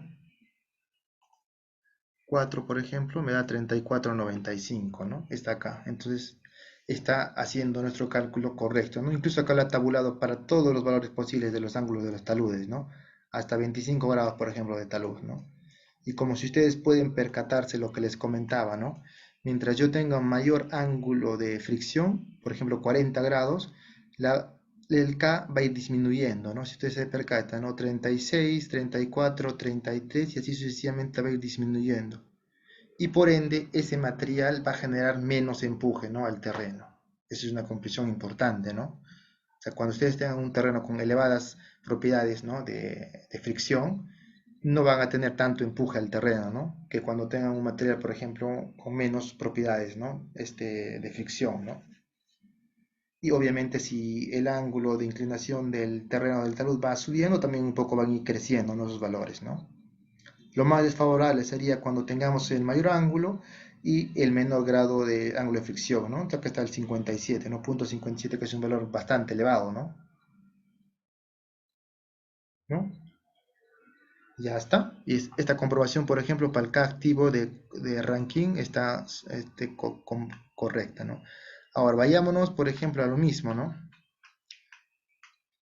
Cuando utilizamos Coulomb, ¿no? Acá dice, ¿no? Coulomb Active Pressure, ¿no? Esa es la formulación.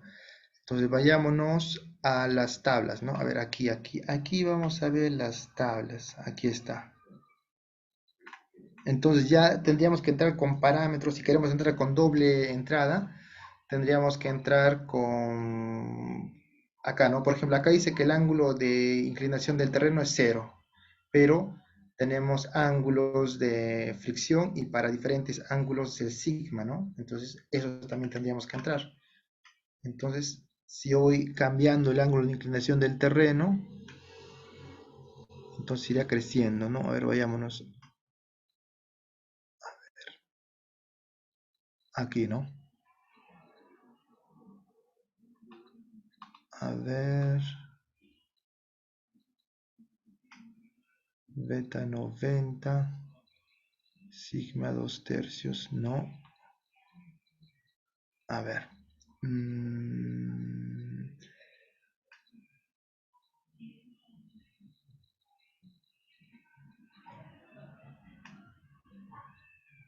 Acá es que los valores del sigma están variando aquí. Eso es lo que no me interesa.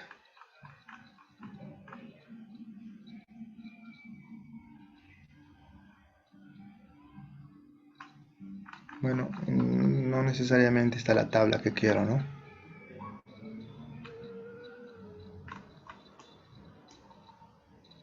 En este caso no tendríamos una tabulación, creo, ¿no? Con la que estaríamos trabajando.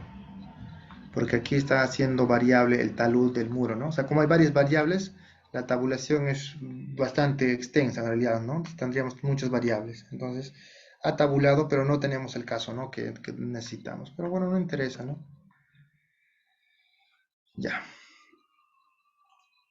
Entonces, hemos calculado el K activo, por ejemplo, de Rankine. Ya está. Ahora, ¿cómo calculamos el empuje? Simplemente utilizando esta expresión de aquí, ¿no? El empuje activo sería 1/2 de gamma h cuadrado por K activo, ¿no? Ya está. Y el H es otro parámetro importante, ¿no? Cuando yo calculo mi Entonces el H ya no sería los 6 metros, ¿no? Como está aquí, sería incluyendo esta parte del talud de acá, porque a partir de ahí estoy calculando mi empuje. Entonces tendría que sumar esta altura de aquí, más la altura del muro, y obviamente no hasta la parte inferior de la zapata, ¿no? Entonces ese sería mi H total, ¿no? Entonces yo calcularía de esa manera. Entonces el H sería, como está aquí, ¿no? El H1 más el H2 más el H3, ¿no? Ya está. ¿Y qué es H1? Simplemente las alturas del muro, ¿no? O sea, el H1, ya lo he calculado aquí, ya no voy a hacer mucha geometría, es 0.458 metros. El H2, obviamente es la parte de la pantalla nada más, 6 metros. Y el H3 sería la altura de la zapata, ¿no? Los 70 centímetros. Ya está. Y aquí tendría mi formulación que mi H total es 7.15 metros, ¿no? Ya está. Entonces mi presión activa, como lo indica aquí, es 1/2 del gamma H cuadrado por K activo, ¿no? También la variable que no he definido es gamma, ¿no? Acá lo voy a definir, ¿no? Por acá mejor.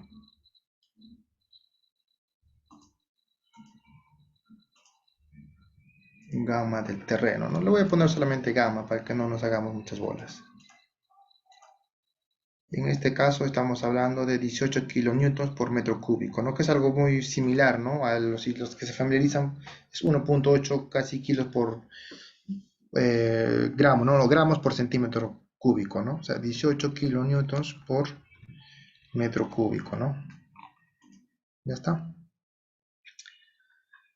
Y entonces mi empuje activo, como le llaman, ¿no? El PA sería 1/2 de gamma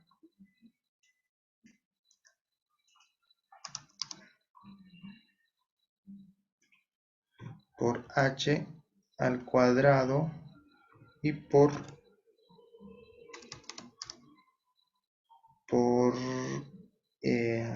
K, ¿no? K activo. Ya está. El último activo que hemos calculado es este de acá, 0.3495, o sea que lo va a tomar este valor, ¿no? Entonces sería en toneladas, ¿no? Toneladas fuerza por metro, ¿no? Toneladas fuerza nada más.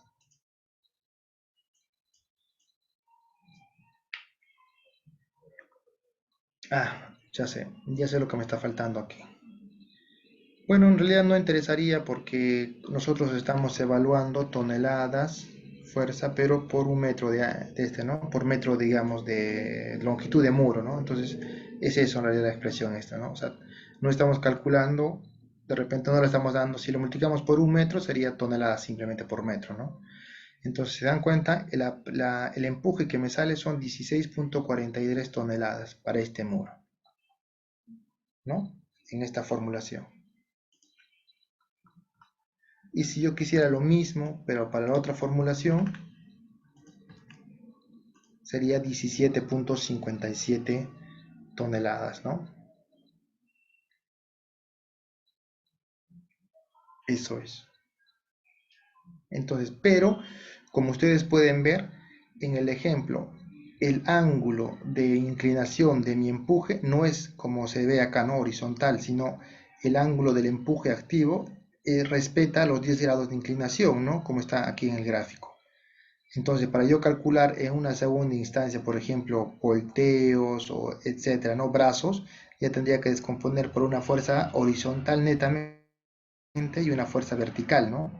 Entonces ahí también radica otro parámetro, ¿no? Ya estaríamos, ese parámetro de inclinación ya dependería ahora solamente de mi parte horizontal, ¿no? O sea, netamente si yo quisiera mi P horizontal, ¿cuánto sería? A ver,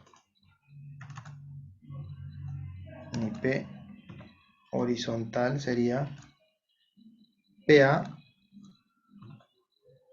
por el coseno, ¿no? De alfa, ¿no? El coseno de este ángulo de 10 grados, ¿no? Y estamos hablando por toneladas por metro, estaríamos hablando de, se disminuye un poco, ¿no? Porque en realidad 10 grados es muy poquito, ¿no? Sería 16.18, acá me sale 16.43, ¿no? Entonces, pero la componente horizontal es la que nos interesa, ¿no? Porque esa es la que genera la inestabilidad, ¿no? Del muro, genera el volteo, genera el deslizamiento, genera todo lo demás que vamos a ver, ¿no? Entonces, esta componente horizontal. Ya está. A ver, hasta aquí si hay alguna pregunta, quiero hacer algo adicional aquí para que más o menos se quede clara esta figura.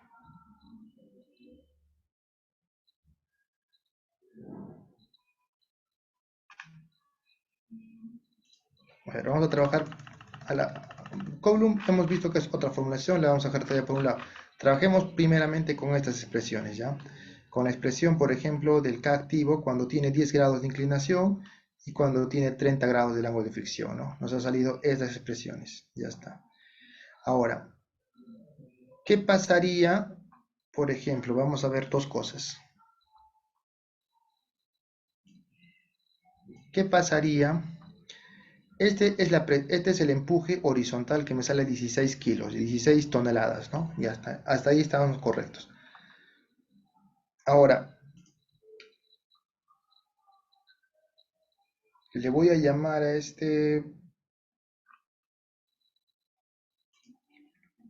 bueno, ya, ahora, ¿cómo haría esto? A ver, le voy a llamar acá 16, no voy a poner. Para el primer caso, para el caso 1,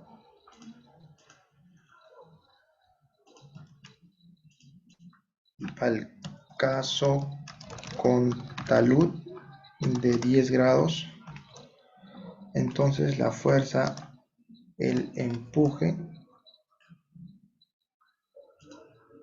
activo es de 16.186 toneladas, ¿no? Toneladas fuerza.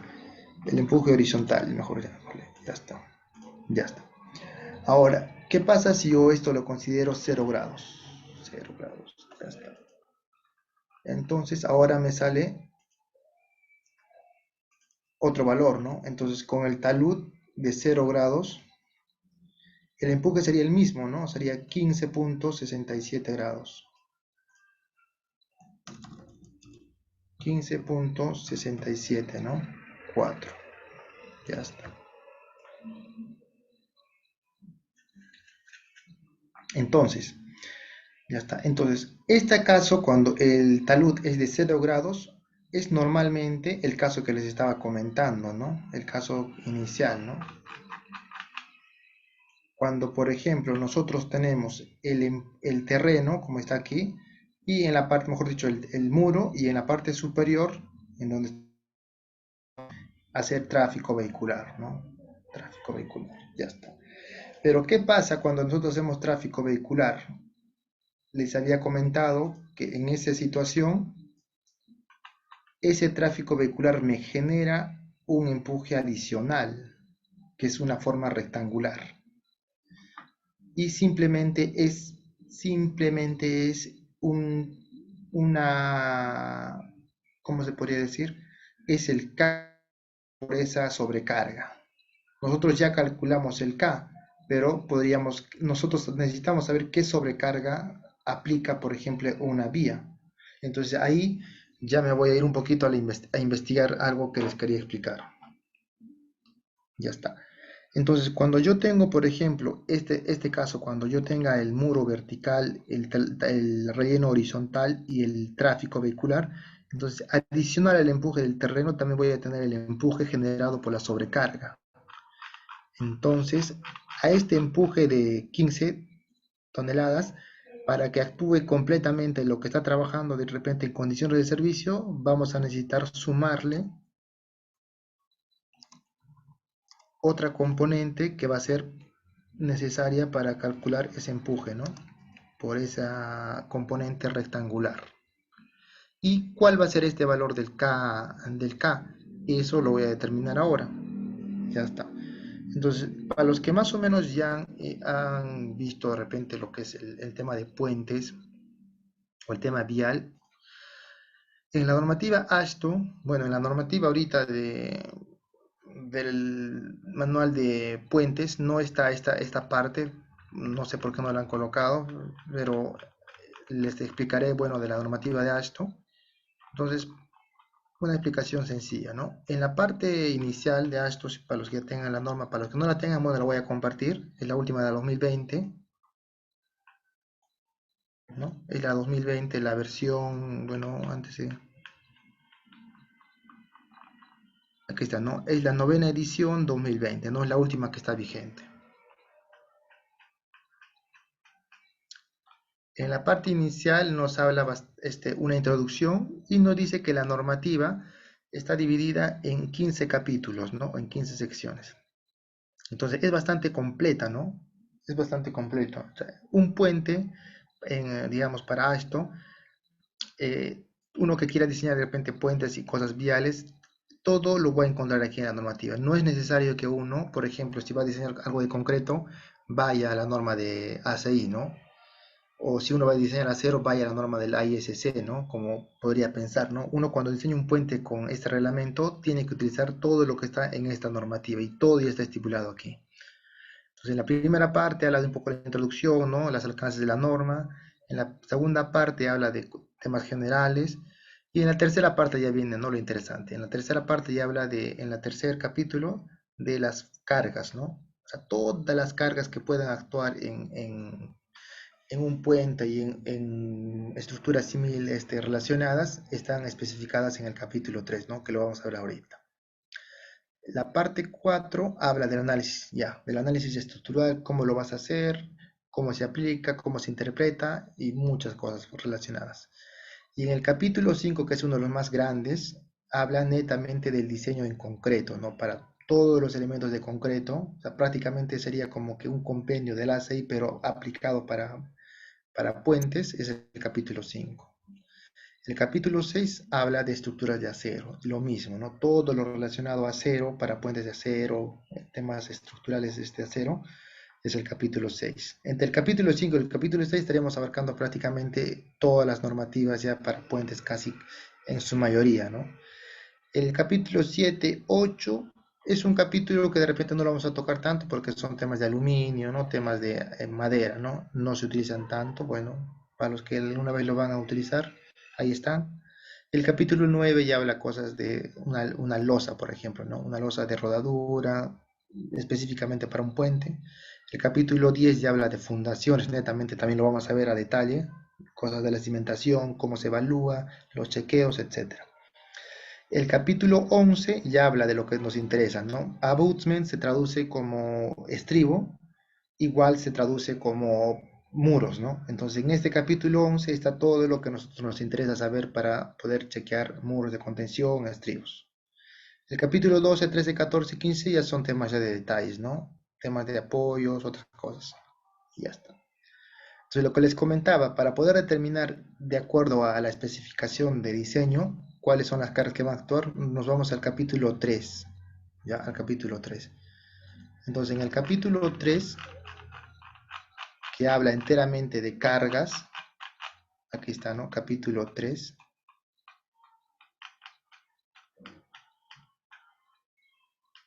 Aquí está, loads. Entonces, vamos a irnos a la notación. Ya, para los que conocen un poquito, vamos a hablar de notaciones, ¿ya? En esto, así como a veces en otro manual se abrevia, ¿no? El tipo de cargas. En el manual también abrevia las cargas, ¿no? Para que nosotros nos familiaricemos, ¿no? Los más familiarizados, por ejemplo, separamos en dos: cargas permanentes y cargas transitorias. Dentro de las cargas permanentes, como su nombre lo dice, es todo lo que va a estar actuando en mi estructura permanentemente, ¿no? Desde que se construyó y todo su tiempo de vida, ¿no? En este caso, por ejemplo, la carga más importante o, bueno, más resaltante sería el DC, ¿no? DC. Dead loads son las cargas por debido a su peso propio. O sea, por ejemplo, el mismo puente, su peso, la masa de la estructura, eso es el DC. DW lo relacionado a cargas superpuestas del puente, llámese asfalto, llámese barandas, barreras, para nosotros, eso es el DW. Y el EH, por ejemplo, como está acá también, es la carga del empuje de tierras, ¿no? Y lo que vamos a ver también en todos los demás capítulos, lo que vamos a utilizar, el EH.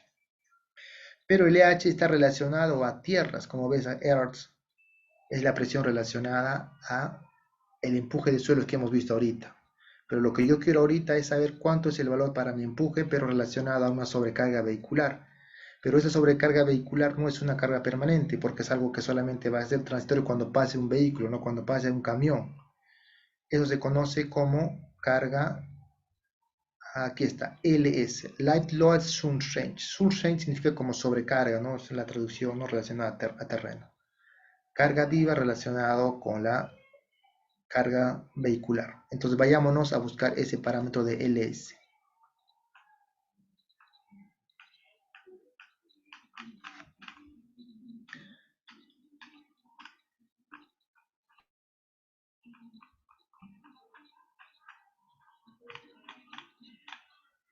No, acá no, water loads, cargas debido a agua.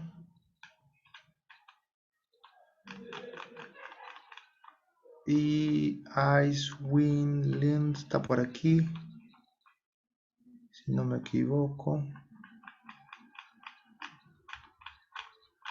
Después de la carga sísmica, creo está.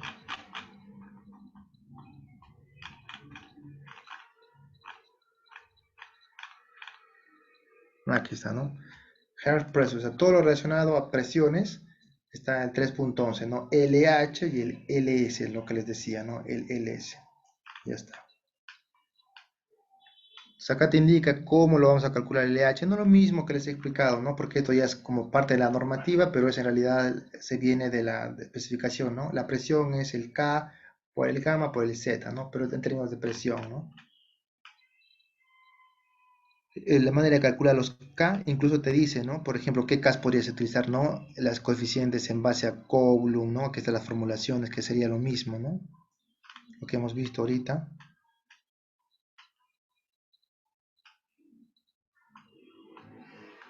Nos da bastante información respecto a cómo lo podemos aplicar, pero no es tan relevante, ¿no? Ahorita. Y no lo encuentro, ¿dónde estás? A ver. Entonces, ¿cómo está? Lyson LS, ¿no? Aquí está. Ya está. Entonces, ¿Cómo es que se aplica la carga de acuerdo a mi paso del vehículo? Ya está. Vamos a resumirlo en estas dos sencillas tablas. La sobrecarga debido digamos, esa carga distribuida se hace en base a la altura de mi elemento de contención, ¿no? Por ejemplo, acá es en base a abutment, pero aquí están los estribos, ¿no? Aquí están las pantallas. WALF es este muro de contención. Entonces, dependiendo de esa altura y dependiendo a exactamente si está cerca o está lejos a mi muro, va a ser mayor o menor la carga viva, ¿no? O sea, en resumidas cuentas, si yo tengo, por ejemplo, que mi carga viva actúa así como está aquí hasta el bordecito de mi estructura, entonces esta va a ser una situación más crítica que si actuara, por ejemplo, desplazada, por ejemplo, 1 metro, ¿no? Imaginemos que acá tenemos algún elemento, que sea una barrera, una vereda, algo que no permite que mi sobrecarga se vaya hasta el borde. Entonces, esa sería una condición un poco más favorable, pero la condición más desfavorable sería esta, ¿no? Cuando actúa hasta el borde. Entonces, precisamente me dice acá, ¿no? Cuando la carga de tráfico, como dice acá, actúa prácticamente al borde, o sea, cero de distancia, ese valor es el mayor posible, que tiene un valor de 5, ¿no? Pero ¿qué significa este 5? Significa 5 pies de altura equivalente. O sea, ¿qué hace la norma? Lo que hace simplemente transforma esta carga de vehículo en una carga adicional debido, digamos, a como si tuviera terreno más encima, ¿no? O sea, este mismo terreno que nosotros tenemos aquí, simplemente lo incrementa como si fuera terreno, como si fuera altura de terreno. Esa altura de terreno que dice altura equivalente, mientras más cerca esté la carga, es mayor, ¿no? 5. Y depende, por ejemplo, de la altura del muro. Por ejemplo, si fuera el muro de 5 pies, en este caso, a ver, llamémosle 5 pies, estamos hablando de longitud, ¿no? Pies a metros. Por ejemplo, 5 pies, si fuera un murito, por ejemplo, de 1,50 m, es obvio que cuando nosotros tenemos un muro de pequeña dimensión, esta acción de la sobrecarga que va a pasar un vehículo va a ser un efecto más, va a ser más, ¿cómo se podría decir? Considerable, ¿no? O sea, el efecto va a ser mayor para el muro pequeño. ¿Por qué? Por el tema ¿no? Del bulbo de presiones y de toda la teoría de suelos, ¿no? Entonces, por eso es de que el valor para un muro pequeño es más elevado, ¿no? Para un muro de 10 pies, por ejemplo, acá dice, ¿no? 10 pies, ya va bajando, ¿no? Por ejemplo, solamente sería 3,5 pies, ¿no? Acá dice. Y para un muro de 20 pies a más, pues estamos hablando de 6 metros, ya el valor simplemente es de 2 pies, ¿no? Y casi siempre sería de 2 pies, ¿no? ¿Por qué? Porque normalmente mi terreno, mi tráfico no está casi actuando siempre al borde, porque acá siempre hay elementos de contención, que sé yo, no puede ser una barrera en New Jersey, puede ser de repente algo que protege, ¿no? Y basta que esté alejado 1 pie, o sea, 1 pie son 30 centímetros, entonces ese valor ya va a bajar a 2 pies, ¿no? Entonces normalmente esa altura equivalente casi siempre es 2 pies, ¿no? Incluso arriba yo lo he puesto ya, ¿no? Esa altura equivalente 2 pies, ¿no? Carga por sobrecarga del terreno, o sea, 2 pies. Entonces, 2 pies de terreno sería, ¿no? Entonces, ¿cómo lo transformamos esos 2 pies a peso? Lo multiplicamos por el peso específico del terreno, ¿no? En este caso, el peso específico del terreno es de, bueno, en este caso ha sido de 18 kilonewtons, ¿no? Y sería, si lo transformamos por ejemplo a kilogramos fuerza por metro cuadrado, tenemos un valor de, aquí está, ¿no? De 1118, ¿no? Sería el valor exacto para este problema, ¿no? Normalmente está en el rango de 1,2 toneladas por metro cuadrado, ¿no? O 1.200 toneladas por metro cuadrado. Es la sobrecarga vehicular que normalmente actúa, digamos, en un terreno. En un muro de contención, en el estribo, en los elementos que nosotros estamos diseñando. En este caso sería este valor, ¿no? Este sería mi K, mi Q, ¿no? ¿Cómo sería mi Q? Y por ende, mi K adicional, por ejemplo, le llamaré K de Q, por ejemplo, para que no nos confundamos, simplemente sería el K activo mejor dicho, mi empuje adicional, le voy a llamar acá,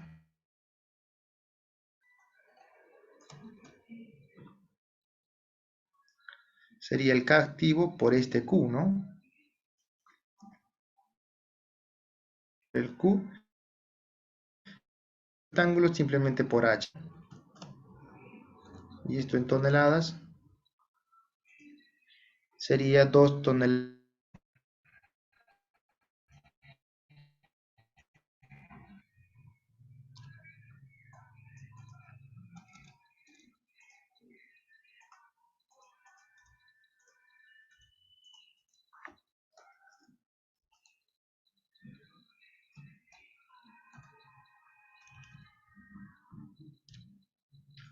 Ya está. Entonces, estas 2 toneladas por metro sería lo que yo tendría que sumar acá, ¿no? 2.67 por metros, y en servicio estaríamos hablando de este valor, ¿no?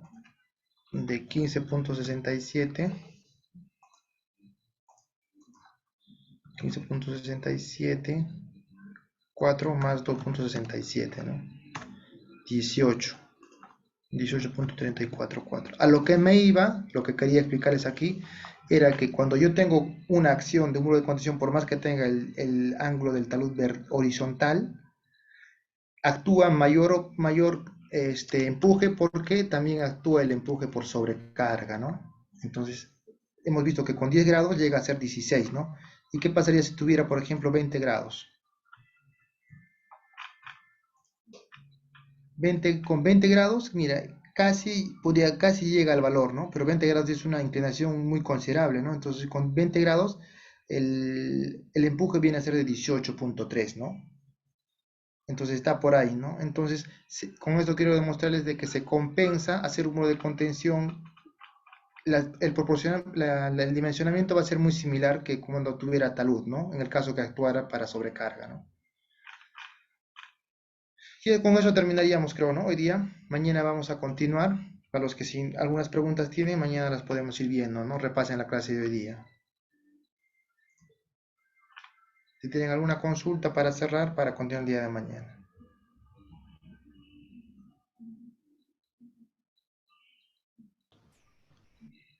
Ingeniero, Sí, dígame.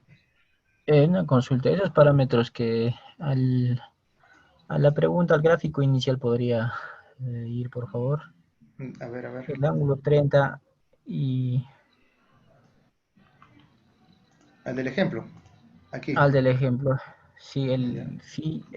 el de 18 kilonewton y el ángulo de fricción 30. Así es. Ese ángulo es del material granular.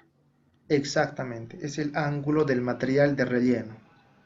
Y del terreno mismo, Inge, En se estas, tiene que... En esta situación que no estamos evaluando solamente la presión del terreno, todavía no estamos viéndolo. Cuando nosotros veamos ya digamos el tema de la cimentación y como presión que transmitimos al terreno, ahí sí tenemos que ver eso, ya. Por eso también, como este Ah, ejercicio, aquí está, ¿no? Ese dato, ¿no? Es 20 grados, dice, ¿no? ah, Pero como no estamos viendo todavía la presión y lo que transmite al terreno, todavía no lo estamos viendo, ¿no? Pero solamente estamos viendo el empuje. ya, Así es. Inge, esos datos del 30 y 18, es- ¿tienes que hacerlo con ensayos o ya vienen ya?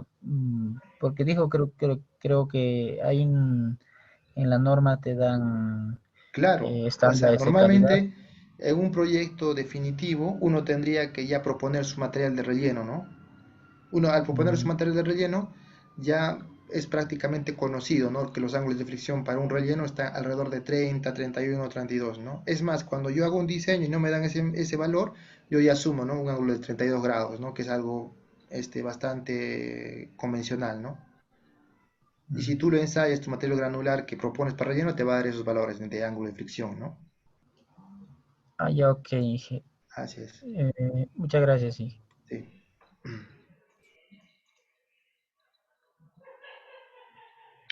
Me pregunta si va a haber efectos hidrológicos. Bueno, sí vamos a ver cosas para recomendaciones, ¿no? Para nosotros llegar a este valor de cimentación en un estivo también tenemos que conocer efectos hidrológicos, ¿no? Para poder determinar, ¿no? La profundidad. Entonces sí lo vamos a ver, ¿no? Preguntas puntuales, ¿no? ¿Cómo se calcula la socavación? ¿De dónde viene el caudal máximo? Todas esas cosas, ¿no? lo que tendríamos que saber, ¿no? Como ingenieros.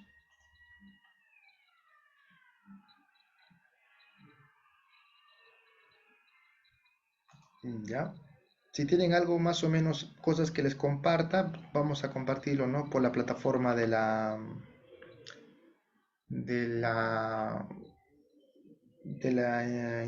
¿cómo se llama? De Sein, ¿no? De Sein. Y bueno, ya hay cualquier cosa también. De repente voy a coordinar si podemos de repente un grupo para ir viendo ahí, ¿no? También sus consultas y poder compartir información. Ya voy a coordinar eso con el coordinador de Sein.